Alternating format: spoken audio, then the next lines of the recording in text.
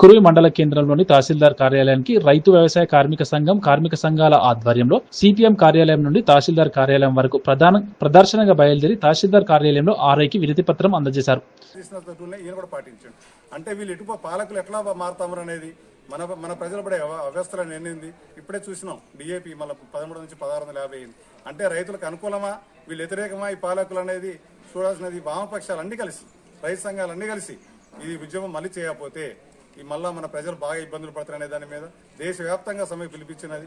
ఈ విధంగా అన్ని పార్టిసిపేట్ జరుగుతూ ఉంది. వీటిని వ్యతిరేకించాల్సిన అవసరం ప్రజల్ని భాగస్వామ్యం అందరి మీద వామపక్షాలు అందరి మీద బాధ్యత ఉన్నది. మనందరం కలిసికట్టుగా పోరాడితే పోయేది బానిస సంఖ్యలు తప్పని నినాదంతో ముందుకు పోయి తీసుకుపోయి ఇంతకుముందు మాట్లాడినటువంటి మన నాయకులు చెప్పారు.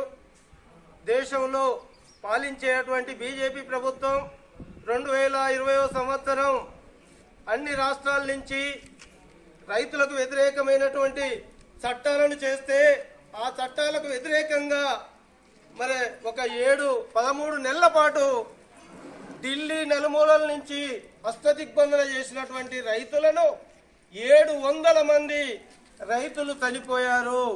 అయినా తాత్కాలికంగా మోడీ ప్రభుత్వం తక్షణంగా కొద్దిగా ఆపిందే తప్ప పూర్తిగా దాన్ని రద్దు చేసేటువంటి ప్రయత్నం చేయలేదు.